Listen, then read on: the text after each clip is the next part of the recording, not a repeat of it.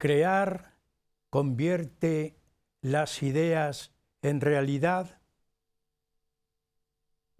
Con esta cuestión nos introducimos en el debate histórico de la vida y obras de don Miguel de Cervantes. La geografía en la que se mueve el Quijote es cuestión y motivo de debate.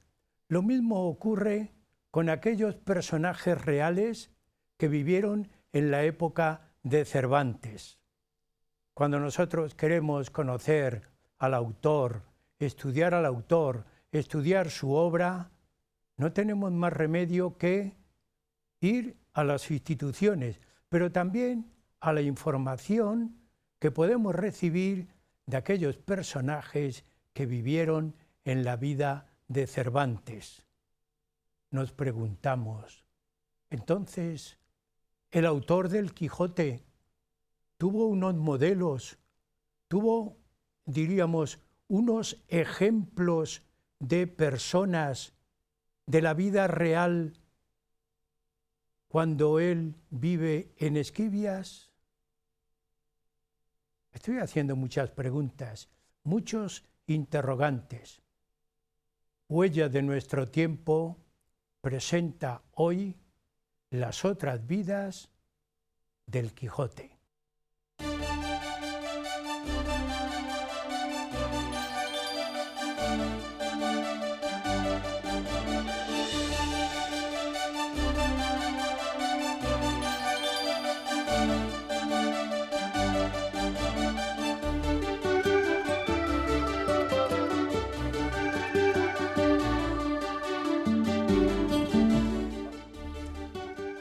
Las otras vidas de Don Quijote es un libro que presentamos hoy en el programa, escrito por don Francisco Javier Escudero Buendía, que está con nosotros en el estudio, y que es un libro que tiene un doble carácter. Por un lado novelesco, pero por otro lado de conciencia investigadora completa. Don Francisco Javier Escudero Buendía es doctor en Humanidades, licenciado en Derecho y además es archivística su especialidad, en órdenes militares y por supuesto en Cervantes. Los objetivos de este libro es buscar hechos reales, datos reales, personajes reales de la vida y obra de Miguel de Cervantes. Pues amigos, con esta idea, como siempre, saludamos a nuestro invitado, autor del libro, don Francisco Javier Escudero Buendía. Muchas gracias, Javier, no solamente por haber querido traer el libro, sino también por haberte prestado a exponernos los motivos, todo ese trabajo que tú como investigador del Quijote has hecho. Así que muchas gracias. Muchas gracias a ustedes, de verdad. Muchas gracias a usted, don Andrés, a la cofradía, y de verdad estoy encantado, ya lo sabe. Hacía ya muchos años, ¿eh? Ya tuvimos algún programa juntos, ¿no? Un par de ellos, yo creo, hace unos cuantos años, pero ya tantos años que yo creo que tanto usted como yo teníamos el pelo negro, o sea que yo creo que ha pasado tiempo, ¿eh? Bueno, pero es que lo del pelo es para disimular. Sí, sí, totalmente, ¿eh? ¿No? Porque vamos, medios hay para corregirlo. Muy bien, Francisco Javier, muchas gracias. Y yo tengo en mi mano Las otras vidas de Don Quijote. Cuando se encuentra uno una obra con esta facilidad de lectura, porque hasta los capítulos son cómodos para leer y siempre es obligado. Este libro es resumen, base de tu tesis doctoral. Eso ya implica una investigación concienzuda. Cuando hablamos de investigación, estamos hablando de esfuerzo, de trabajos, de empeños. Y tú llevas muchos años empeñado en la vida de Don Quijote, pero también en la vida del autor, de Cervantes. ¿Hacia dónde va ese empeño en buscar, en investigar? Porque cada día te saldrá algo nuevo, ¿no? Completamente, además es cierto. De hecho, ya hay muchas cosas que han aparecido nuevas, mucha documentación que no están ya en el libro, que están mucho más allá, ¿no? De hecho, habrá un libro, vamos, ya estoy preparando el siguiente, digamos el siguiente o los dos siguientes libros vamos, que continuarán en la investigación de este tomo, ¿no? Es cierto, lo que acaba de usted, don Andrés, de reflejar es clarísimo, ¿no? Esto evidentemente es un resumen, digamos, de la tesis doctoral, que la tesis doctoral ya la publicamos, ya incluso ya hablamos alguna vez de ella, pero claro, son 1400 páginas. Yo creo que incluso, yo he hablado con muchos profesores amigos míos, ¿no? Muchos catedráticos de literatura, y que me juran y me perjuran que se han leído la tesis y yo sé que no se la han leído. Porque, de hecho, alguno que ya tiene más confianza conmigo ya ha dicho, yo lo tengo como material de consulta, es decir, como si fuera un diccionario. Porque claro, atreverse, ya de por sí ya es un atrevimiento ponerse a escribir 1400 folios, ¿no? Y 3 volúmenes, ¿no? Que se publicó, ¿no? Con el título de Personas y personajes del Quijote, lo publicamos aquí en Toledo. Entonces ya es un atrevimiento, ¿no? Publicar 3 volúmenes de golpe, ¿no? Pero leérselos, sí, yo creo que le supera con creces, ¿no? Y entonces realmente lo que hemos hecho aquí es novelarlo, es lo que ha dicho usted. Realmente yo creo que hay mucha gente que le sorprende, ¿no? Llega y dice, bueno, es que realmente te has hecho tú como si fuera el archivero, el protagonista, ¿no? Es Indiana Jones, ¿no? Que va recorriendo todas las instituciones todos los archivos, las instituciones de archivos de España, ¿no? Buscando las huellas de Cervantes y buscando principalmente las huellas de Don Quijote, de su principal personaje, ¿no? Y entonces, claro, lo que hemos hecho realmente es 1400 páginas, dejarlo en 300 y añadirle un poco más, ¿no? Que ya lo hablaremos aquí, yo creo porque usted con su sagacidad me lo va a sacar, ¿no? Sí. Y hablaremos un poco también algo más añadido que no estaba en la tesis y que se ha ido añadiendo, ¿no? Y la cuestión es de que evidentemente hemos recorrido la institución del archivo, pues es un recorrido profesional, es un recorrido intelectual, pero también es un recorrido sentimental, ¿no? Al ser archivero, al realmente apasionarme esto, se nota perfectamente cómo es un poco Don Quijote, ¿no? Hizo 3 salidas, ¿no? Hizo 3 salidas buscando sus sueños y cómo de pronto pues un pequeño archivero, ¿no? Un minúsculo archivero no desconocido, pues va intentando buscar esas huellas pues por Madrid, por Cuenca, precisamente por el Archivo Histórico Provincial de Toledo, por Simancas, Valladolid, es decir, por todos los archivos va buscando a ese esquivo personaje que es Don Quijote, ¿no? Y al final encuentra muchas cosas. Bueno, pues vamos por lo menos a ir centrando los objetivos de la obra. La primera es buscar nombres reales. Es así, ¿no? Sí, la verdad es que estaba aquí un poco lo de los objetivos realmente en principio es que es curioso porque nos planteamos cuando nosotros, realmente es lo que yo digo aquí en el libro, hay que dejar hablar a los documentos, ¿no? Es que además es un punto de partida ya un poco heterodoxo, ¿no? Y hay que reconocerlo, ¿no? Cuando tú realmente la mayor parte de cuando se parte de una tesis doctoral o cuando eso ya se plantea ya un punto de partida, se plantea ya una hipótesis de partida y hay que demostrarla, ¿no? Eso a mí me molesta mucho porque realmente, aunque realmente todos evidentemente tenemos un punto de partida, ¿no? No podemos buscar, en los archivos no se puede buscar a troche y moche sin saber realmente qué es lo que estás buscando, ¿no? Pero sí que me molesta mucho, y realmente lo puedo decir así, ¿no? Que me molesta, ¿no? Porque realmente eso para mí es la antítesis de la investigación. Es decir, los documentos te tienen que sorprender, los archivos te tienen que sorprender, y de hecho te sorprenden. O sea, tú no puedes llegar ya plantear una hipótesis, plantear una pregunta, si dices que ya tienes la respuesta. No, por favor, la respuesta te la van a dar los documentos, los archivos que tú vas a ver, y de hecho lo hacen. O sea, cuando realmente tú recorres, lo que he hecho realmente es ir a buscar todos estos personajes. Lo que hicimos fue tomar el Quijote principalmente, luego también hablaremos de que tomamos de la narrativa de Cervantes, ya lo ampliamos, ¿no? Y entonces, pues esos nombres y apellidos, buscando esa homonimia en los documentos históricos. y de pronto la sorpresa es que aparecen, al principio aparecen unos pocos, pero luego aparecen en los primeros 19 capítulos del Quijote y algunos de la segunda parte como 30 nombres coincidentes. Pero todo eso va unido también a seguir una geografía. Claro, evidentemente. A seguir una geografía y una época, ¿no?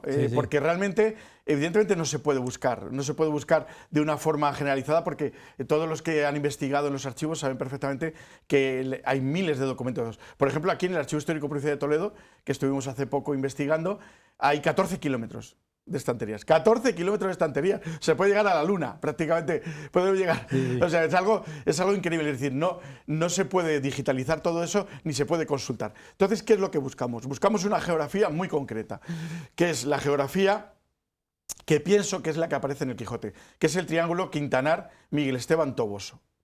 No lo que tradicionalmente se nos ha dicho, que es Argamasí de Alba, o otras teorías como Alcázar de San Juan, ni las nuevas teorías que se han dicho como Villanueva de los Infantes. Entre los objetivos hay otro que a mí me ha llamado la atención también y que está explicado en el libro. Hablar de 4 niveles. Sí. ¿Qué es eso de 4 niveles? Claro, es que realmente hay una... como realmente el punto de partida del cervantismo es que no existe realidad en el Quijote, por lo menos en la primera parte, ya lo saben ustedes que Martín de Riquer dice que el realismo en el Quijote empieza en la segunda parte, en el capítulo 60. Martín de Riquer, que es un académico de la Real Academia, ¿no? Entonces ya fallecido, ¿no? Entonces él dice que cuando se llega a Aragón, se llega a Roque Guinart, ¿no?, a los bandoleros catalanes, pues ahí sí que empieza el realismo. Pero todos los personajes anteriores y toda la geografía anterior es completamente inventada. Y entonces eso le sigue, ¿no? Entonces, ¿qué es lo que pasa? Realmente no se ha planteado una teoría, decir, de cómo buscar el lugar de la Mancha. Es decir, que ya entramos en materia del lugar de la Mancha. ¿Cómo buscamos el lugar de la Mancha? ¿Con qué? Es decir, ¿con qué metodología lo buscamos? Pero claro, si directamente ya piensas que no existe, ¿para qué vas a tener una metodología para buscar algo que no existe? Entonces ni es algo inventado. Entonces la cuestión es de que sí que hay un cervantista, ¿no?, muy conocido en los años 70, que se llama Daniel Isenberg, ¿no?, que en algunos de sus artículos sí que se ha planteado esto, ¿no?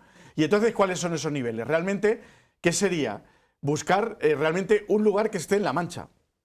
Parece algo obvio, parece de perogrullo, que el lugar que se proponga es en La Mancha, pero es que resulta que muchos lugares que estamos planteando ahora mismo no están en La Mancha, no estaban en La Mancha del siglo XVI. O sea que eso, que parece tan evidente, no es así. Un segundo nivel, ¿no?, o un segundo requisito, un segundo nivel que habría que cumplir, es que hubiera una coincidencia de nombres y apellidos, ¿no?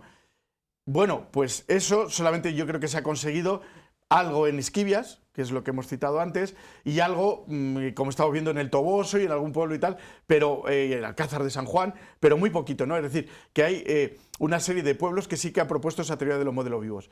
Pero luego lo que ofrece esta teoría, que sería más niveles, que sería que las aventuras de Don Quijote, es decir, el ataque a los molinos, una biblioteca, un vestido con armaduras, eso se hubiera localizado en personajes, en hidalgos reales que hubieran existido en La Mancha, ese tercer nivel no lo cumple ninguna teoría hasta ahora, salvo esta. Y el cuarto nivel, un informante cualificado, es decir, algún informante que pudiera, es decir, ¿cómo Cervantes conoció esto? Es decir, confirmar la existencia del personaje. ¿Es así el informante? Claro, no, es que resulta que ahora mismo hay que tener en cuenta, bueno, la verdad es que esto es complejo, pero claro, hay que tener en cuenta que la mayor parte de estos personajes que aparecen aquí ya habían muerto cuando Cervantes recorrió tanto Esquivias como hipotéticamente La Mancha, que no tenemos nada de él. Ya hablaremos de eso. Entonces, no tenemos nada de él. Entonces, necesitamos... yo creo, y para que digamos que toda esta teoría global se encierre, ¿no?, y tenga una coherencia, necesitamos un informante, ¿no?, una persona cualificada que le diera toda esta información a Cervantes para construir estos personajes y para construir la historia del Quijote, porque Cervantes no lo vivió. Estamos en los objetivos, esa hipótesis que tú hablabas de las tesis, y bien es verdad, yo comparto contigo la idea.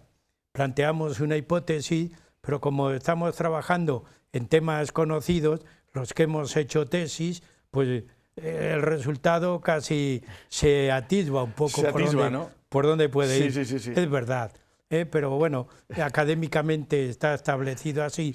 Pero tú en el libro has podido seguir tu objetivo. Claro, yo lo que hago y lo que distinto. voy a hacer, claro, en el próximo libro, que además lo hablaremos en el próximo programa, Sí. sobre las novelas, los personajes de las novelas ejemplares. En el Quijote hay 30 personajes, en las novelas ejemplares hay como 60 personajes reales, Sí, y como el doble, o sea, prácticamente todos los personajes principales y todos son reales.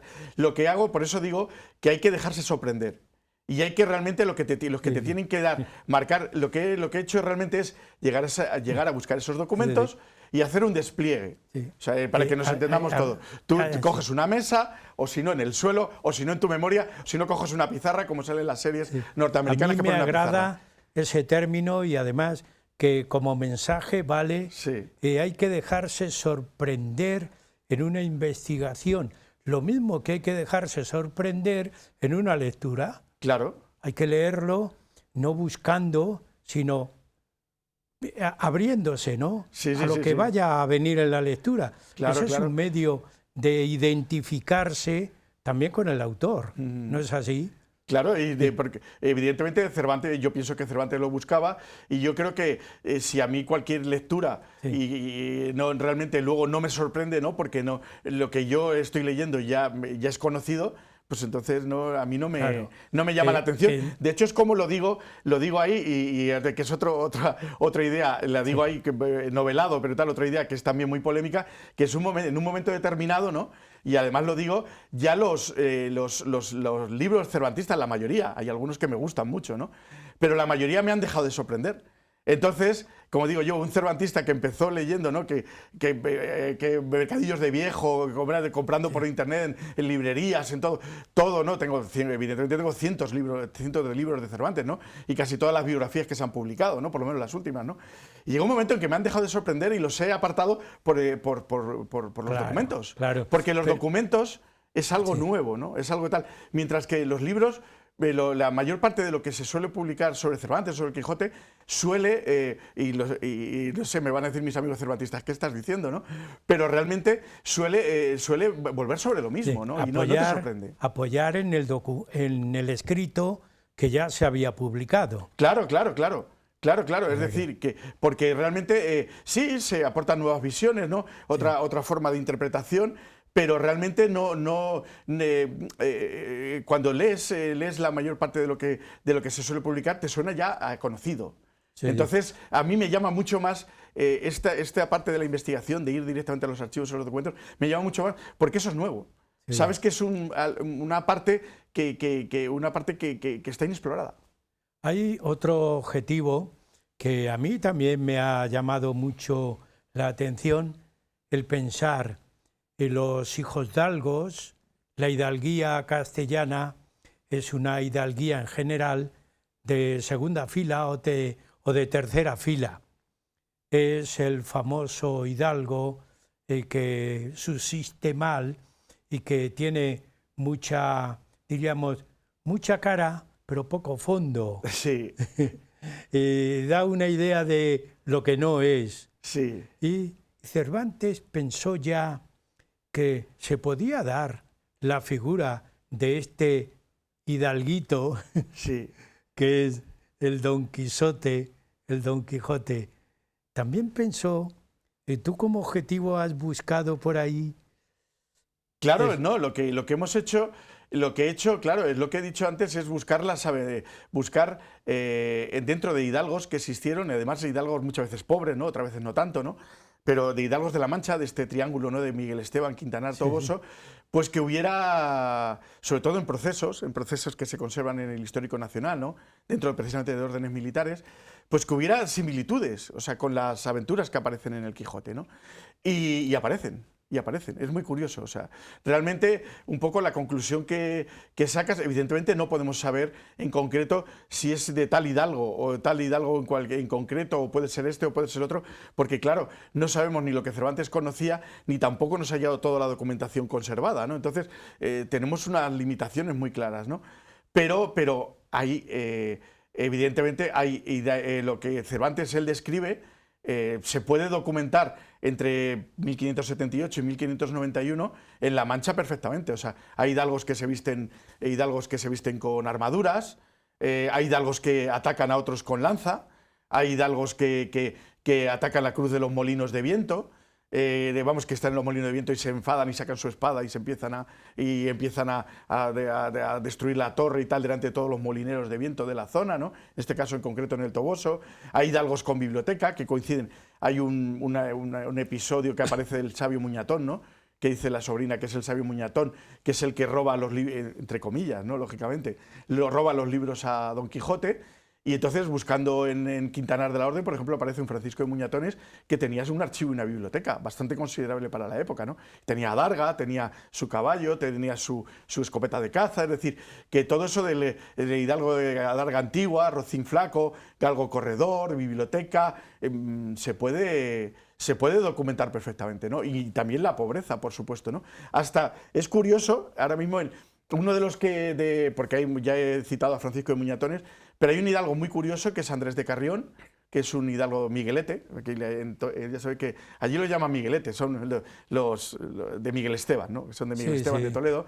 Entonces, que se llama Andrés de Carrión, que fue alcalde, que este hidalgo, el pobre, tenía muy poco dinero, y este hombre, en un momento determinado, para ganar un pleito, él llega y contrata un caballo, un rocín, que se le cae al suelo, y contrata un criado para montarse con ese criado y ese caballo para recorrer toda la plaza del Quintanar haciéndose pasar por caballero. No sé si le suena eso mucho, ¿no? Ya. Esto fue en el año 1579, sucedió esto. Y eso está documentado totalmente, claro. Reflejado en algún escrito. Sí. Si está en un pleito, en el escrito del pleito. Claro, aparecen los testimonios, en los testimonios que aparece el pleito. Es complicado encontrarlo, ya sé que supone muchos años y supone muchos miles de folios, ¿no? Pero sí que aparecen, ¿no? Además, lo curioso del caso es que, claro, porque todo este tipo de teorías tiene que estar cerrado, ¿no? Si no, no tiene sentido. Todos eran familia y todos eran ramas menores de la familia Villaseñor. La familia Villaseñor es la protagonista del Persiles, de Cervantes. Ya hablaremos eso en la segunda parte. Todo este conjunto de teorías, de datos, cuando se ponen en orden y se resumen en capítulos, hay que hacer una literatura. Sí.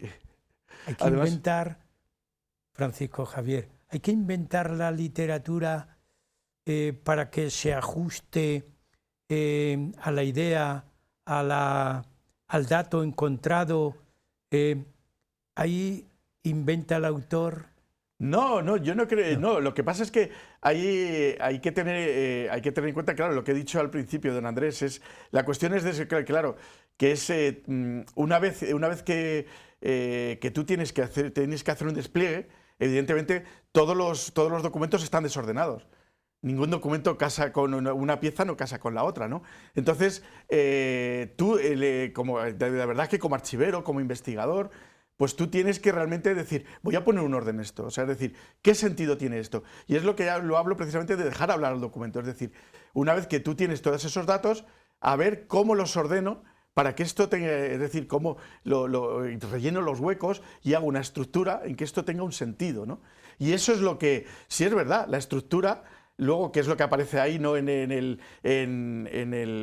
libro, ¿no? Y en la novela y tal, pues una estructura que aparece este personaje, luego me aparece el otro, luego me encuentro esto, el otro. Evidentemente es algo, es una construcción intelectual que tú has hecho. Que, Francisco Javier, el libro también es expresado en un sentido de novela, haciendo un viaje también, al estilo de Don Quijote. Claro, al estilo de Don Quijote, totalmente. Y viaje. Claro, es decir, Don Quijote hizo un viaje para descubrirse, digamos, entre comillas, a sí mismo, y esto es un viaje para descubrir a ver de las huellas de Don Quijote, ¿sí? Del personaje de ficción, claro.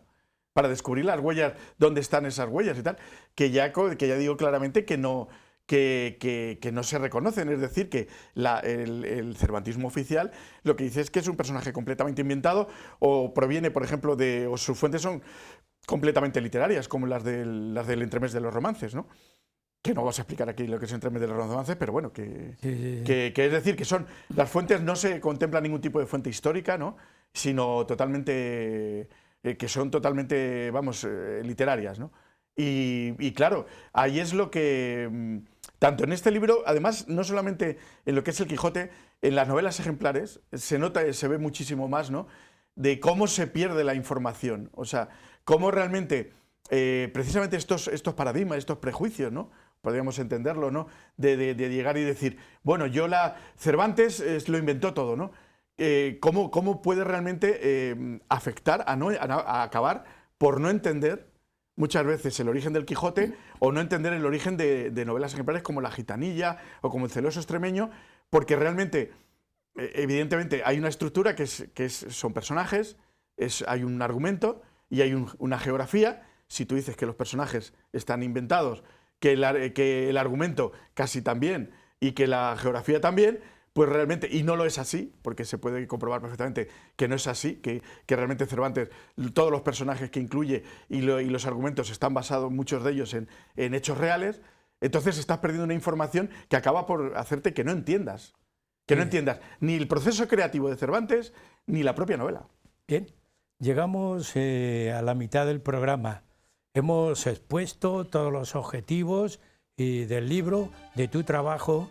En esa segunda parte te tengo ya preparada una pregunta que no te la adelanto porque para mí es muy interesante hacértela. Así que hacemos una pequeña pausa y estamos en el programa Huellas de nuestro tiempo.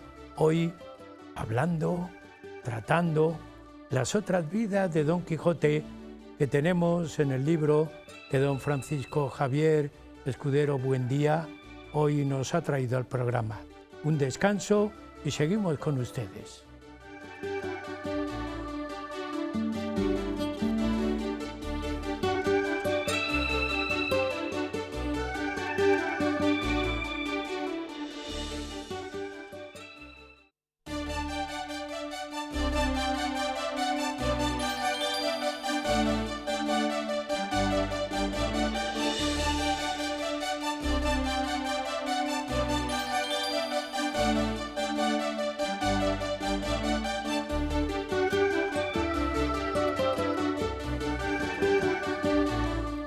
Las otras vidas de Don Quijote es el tema, el libro que estamos tratando hoy en el programa Huellas de nuestro tiempo.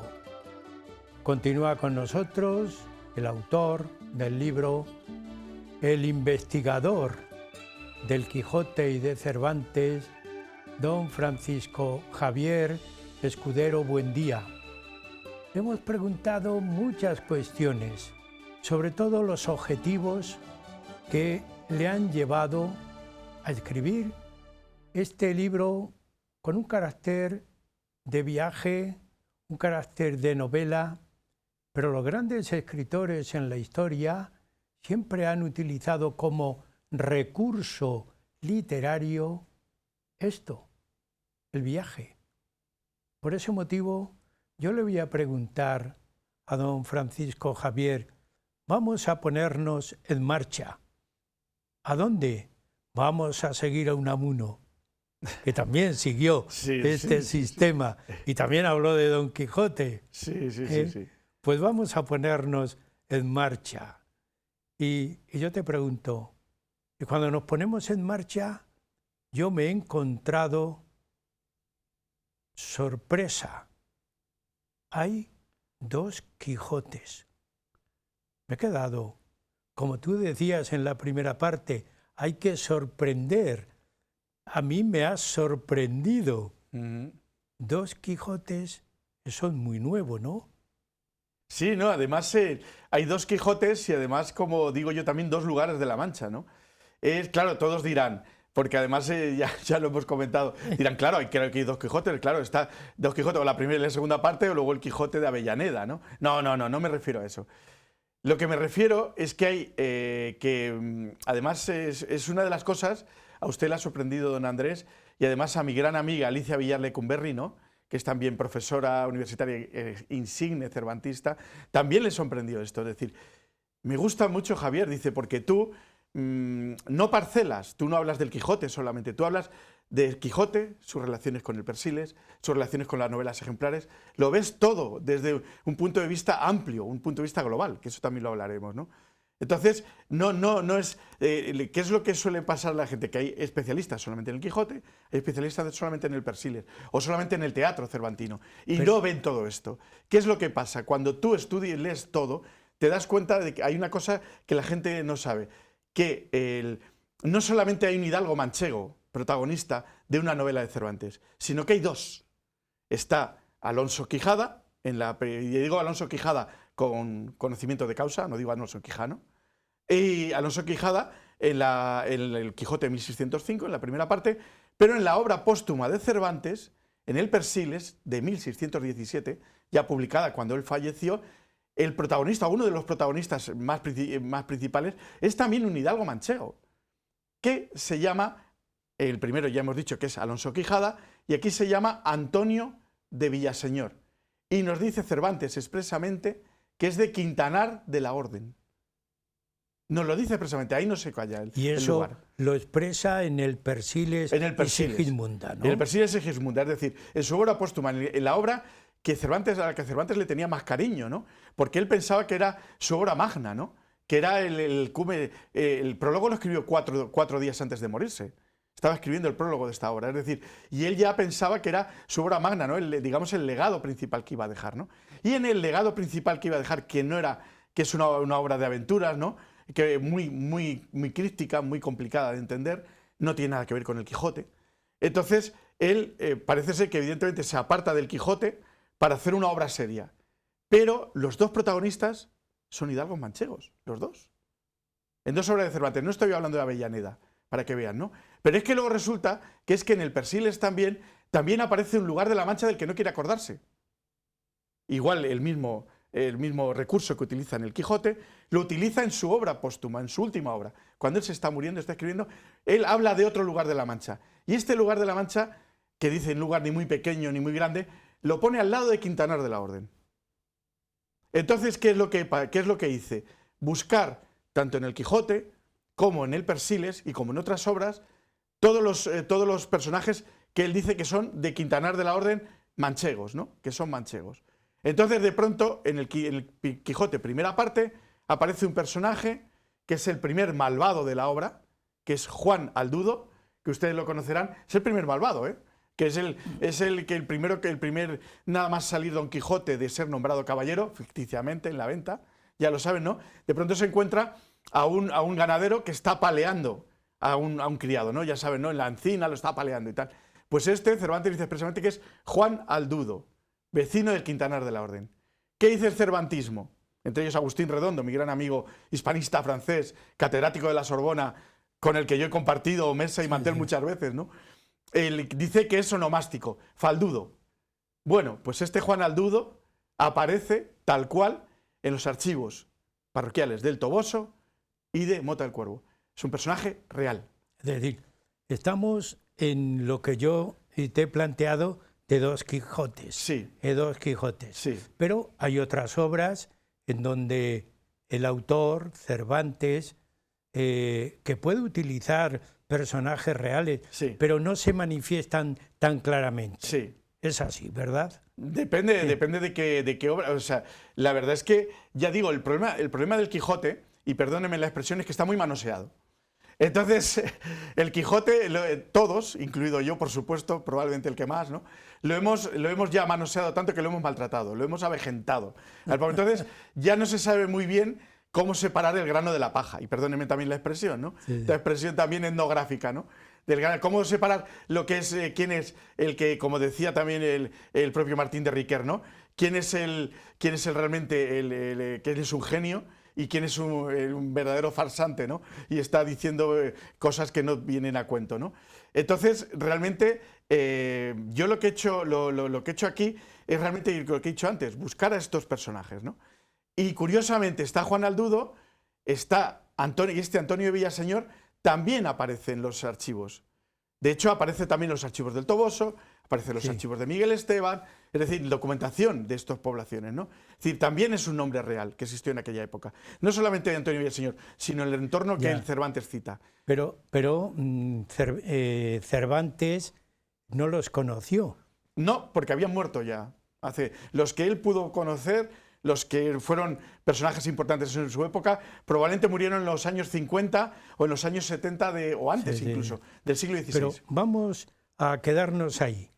Y tipología, para que Cervantes vaya haciendo, vulgarmente dicho, en la recámara del consciente, sí, no del subconsciente, vaya haciendo modelos. Sí.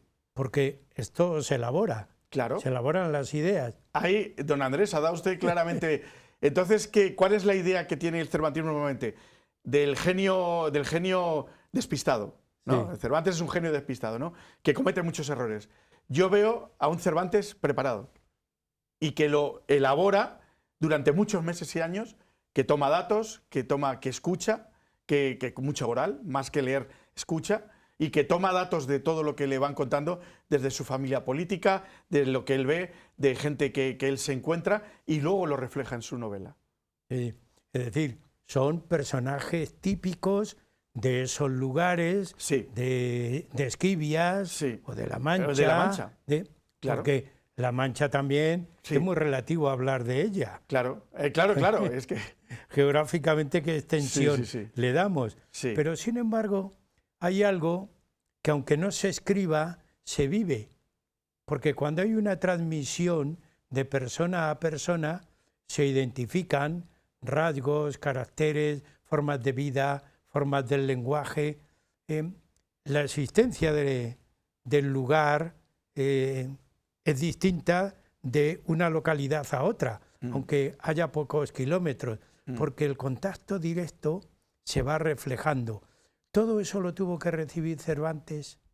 ¿Podemos afirmar así? Claro, yo lo que necesitaba, a mí la sorpresa que ha venido precisamente es que por eso ahí está la sorpresa de la documentación.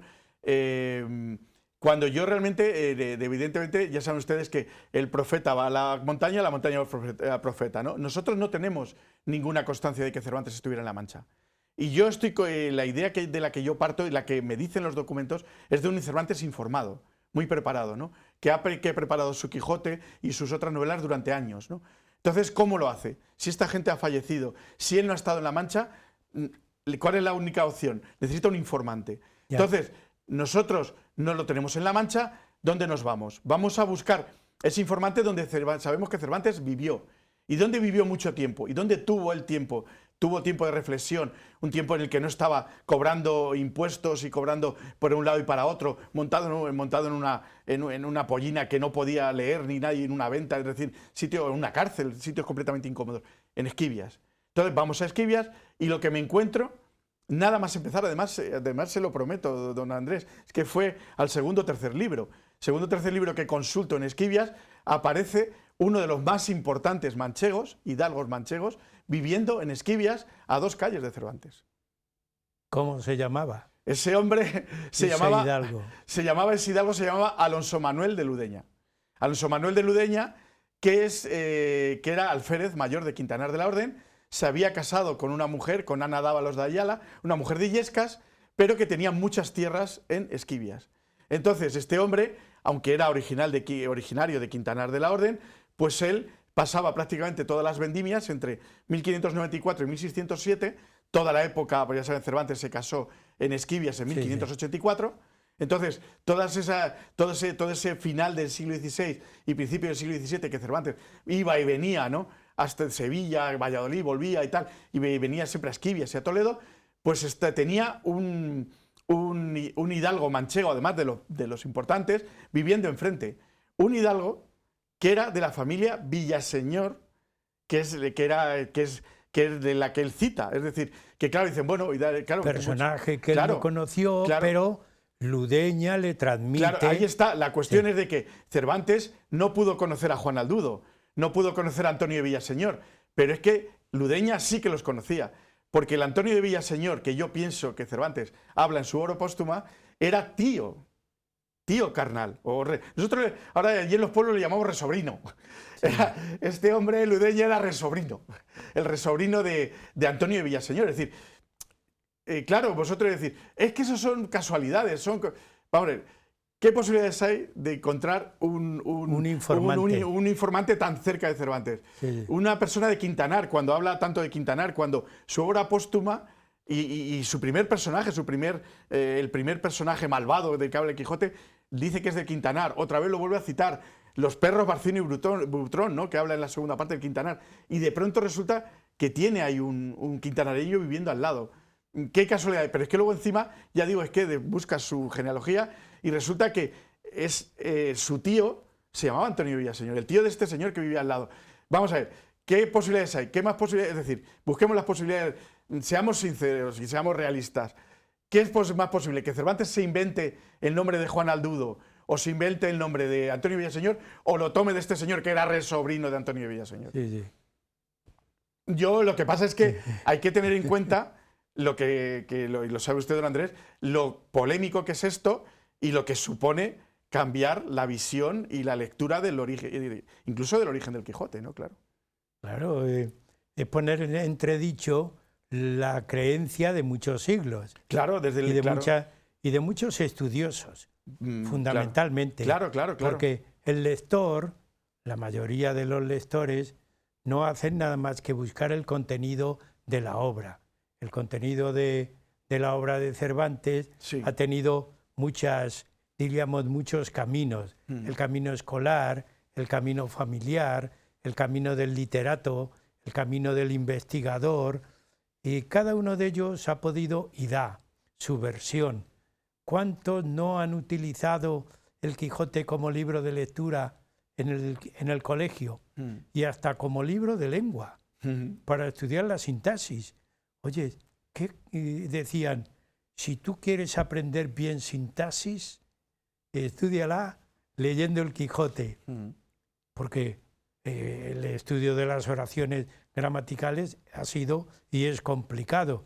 Ahora yo no sé cómo irán los alumnos, pero en otras épocas dominar el Quijote sintácticamente, es decir, todo eso no se improvisa, pienso yo. Es decir, tú no estás improvisando tus investigaciones, pero Cervantes tendría que dedicar muchas horas, Claro. no solamente a conocer eso que tú buscas, que es los personajes reales que aparecen en la obra, sino también sintácticamente cómo es la mejor sintaxis que pueda haber como libro en la lengua española. Claro, y además es una cosa muy curiosa, además ya se lo he dicho, don Andrés, que Muñoz Machado, ya sabe que acaba de publicar el director de la RAE, ¿no?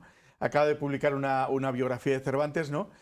Y él, todos realmente lo que van es directamente al cómo, ¿no? Es decir, lo que está diciendo usted, es decir, cómo y tal. Y él realmente, el propio Muñoz Machado, ya ha negado que Cervantes pudiera escribir el libro en una cárcel, ¿no? Como se decía, en la cárcel de Sevilla, ¿no? Es imposible. O sea, lo que está diciendo usted, Cervantes necesitó paz. Necesitó mucho tiempo de reflexión para hacer una obra tan perfecta y tan vamos, y con este tipo, la necesidad de reflexión, ¿no? Y yo creo que ese tiempo solo lo tuvo a partir de Toledo, a partir de estar viviendo en Esquivia y de estar viviendo en Toledo. Pues mira, yo te voy a plantear otra cuestión que también, después de leerte, porque tú me has enviado muchos artículos y sin querer he tenido que informarme de muchas cosas. Y que, bueno, queriendo. Intento que sean originales, ¿eh? Ya lo ha visto usted que intento, si no hay un 70 o un 80% de originalidad, no lo publico.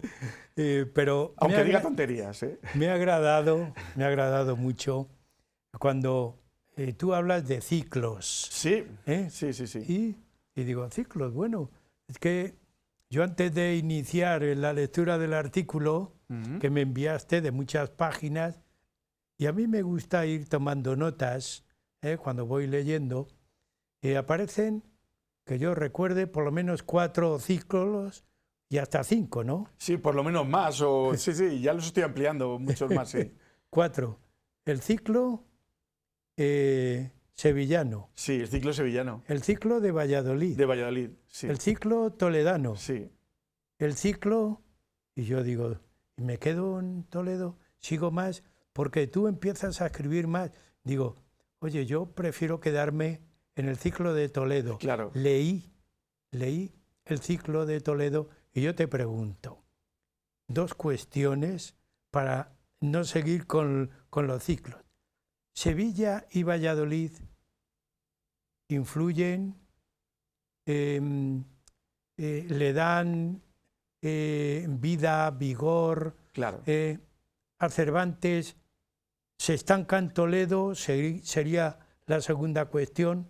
¿Cómo nos aclaras esto? Sí, claro, la cuestión es, ¿sabe lo que pasa? Estos son todos, aquí estamos dudando otra vez de otro paradigma del cervantismo, ¿no? Ya sabe usted que el cervantismo se divide también en muchas áreas, ¿no? Y entonces lo único prácticamente, o muy poco, de lo poco que admite el cervantismo que hay de autobiográfico en la obra de Cervantes es el cautiverio, ¿no? Ya sabe usted, el cautiverio de Argel, ¿no? Es decir, esa experiencia tan traumática. Además, por ejemplo, hay un libro muy bueno que está colgado en internet de María Antonia Garcés sobre el cautiverio en Garcés, además premiadísimo. Antonia Garcés es una cervantista estadounidense muy interesante, española, pero estadounidense muy interesante, ¿no? Entonces, todo es, lo único autobiográfico es el cautiverio. El resto es todo inventado. No, perdone. Pare. Todas las experiencias que vivió Cervantes le influyen. Y sobre todo las que cuando como ya hemos dicho antes, del despliegue, ¿no?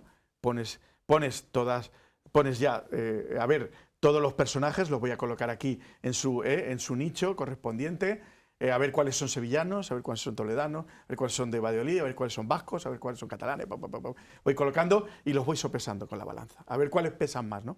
Y resulta cuál es lo que pesa más. La experiencia que pesa más es el ciclo toledano, la toledana, la sevillana, por supuesto, más que incluso la toledana, todas sus comisiones de abastos.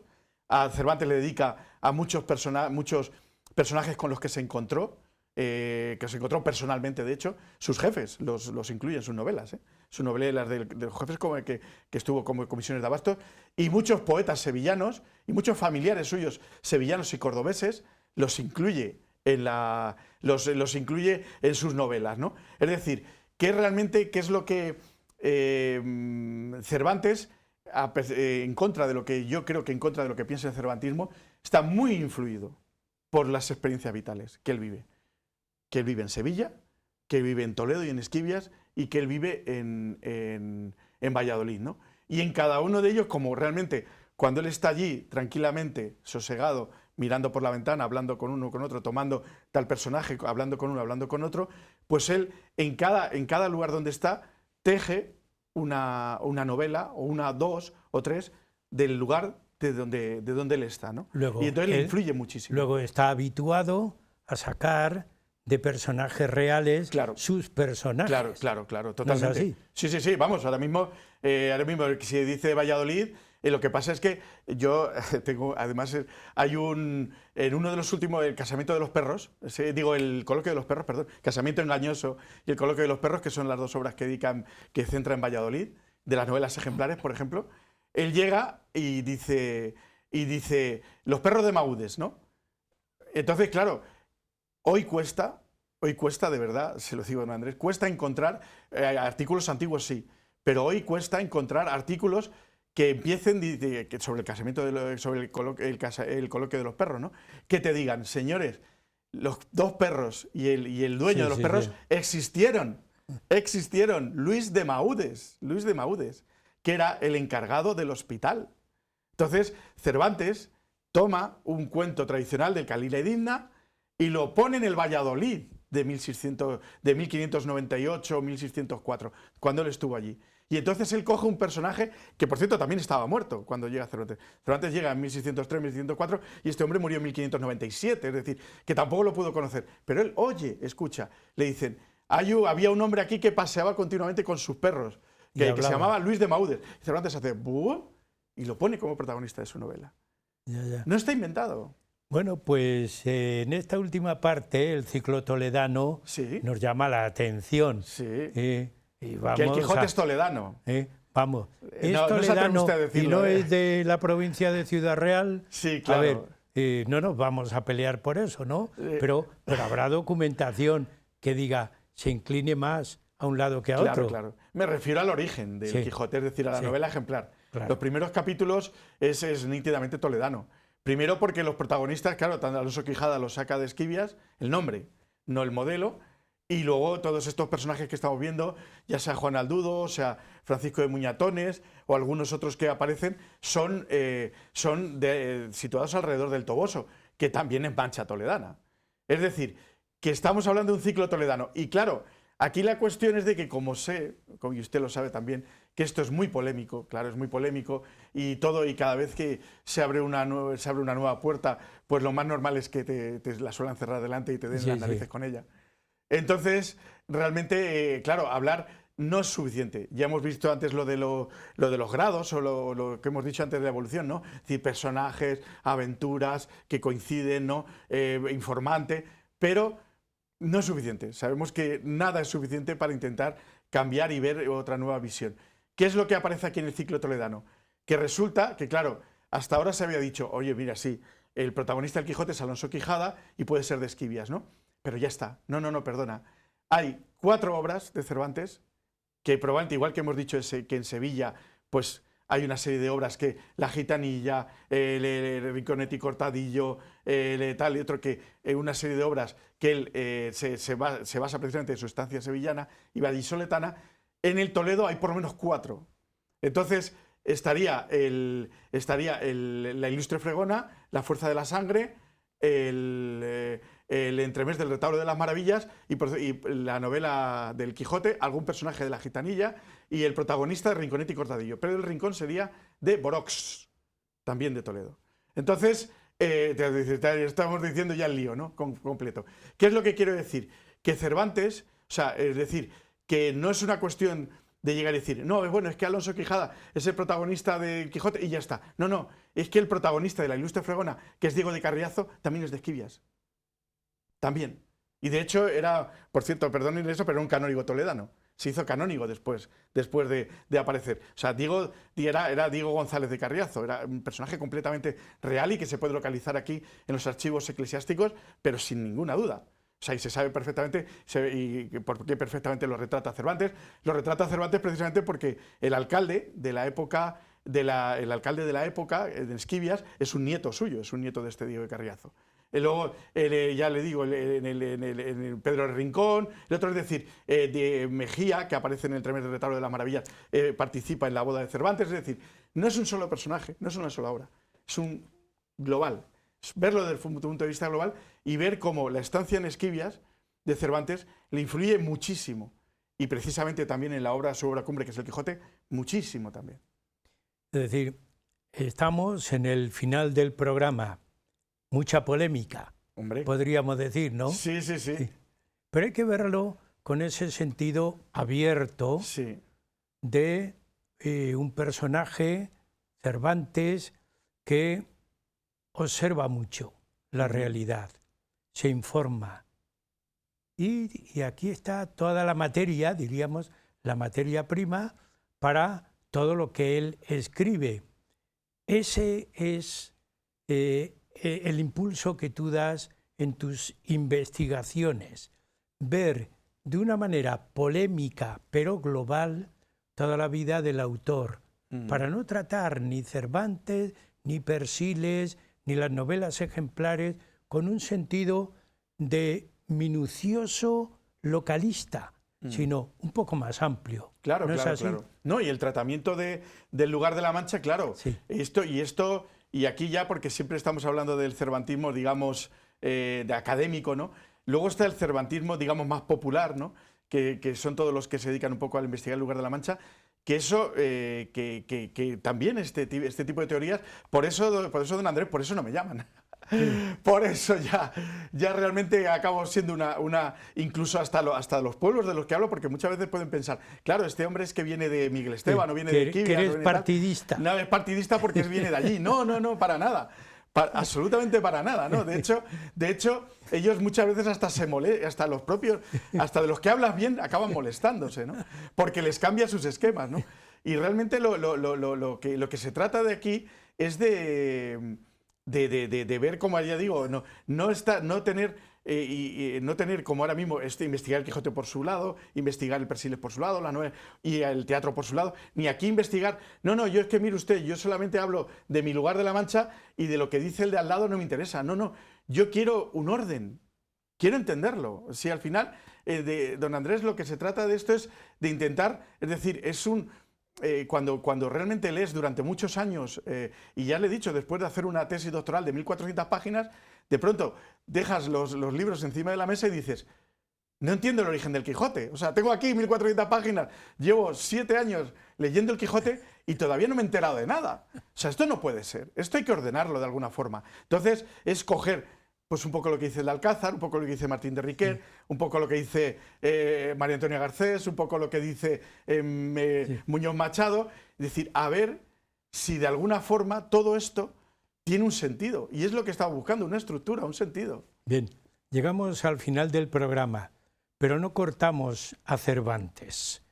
¿Cuál va a ser el siguiente capítulo en otro programa distinto? Sí, ahora lo que vamos a hacer en otro programa completamente distinto, que será probablemente el próximo libro, vamos a hablar del Cervantes íntimo, le llamamos así, Cervantes humano, Cervantes personal. Pues, es decir, cómo estos personajes nos van a contar cosas de Cervantes, al revés. Nos quedamos ahí. Yo te agradezco que hayas explicado de esta manera tan minuciosa tu trabajo y te doy las gracias, pero también quiero, con tu permiso, aunque no sea nada más que este párrafo muy pequeño, a nuestros espectadores, si alguno coge el libro, que sepa por qué. Don Quijote de la Mancha es uno de esos personajes más célebres de la historia de la literatura. Desde que los lectores lo conocieron hace más de 400 años, ha cabalgado y protagonizado novelas, apócrifas, ensayos, obras teatrales, películas y todo tipo de homenajes. Gracias a ello, sus aventuras y su locura se han convertido con el tiempo en símbolos del triunfo de la imaginación. Pero, ¿y si no todo ello fuera imaginado? Amigos, con esta idea les agradecemos estar con nosotros en el programa, pero también les animamos a que sigan con Cervantes en el siguiente. Muchas gracias.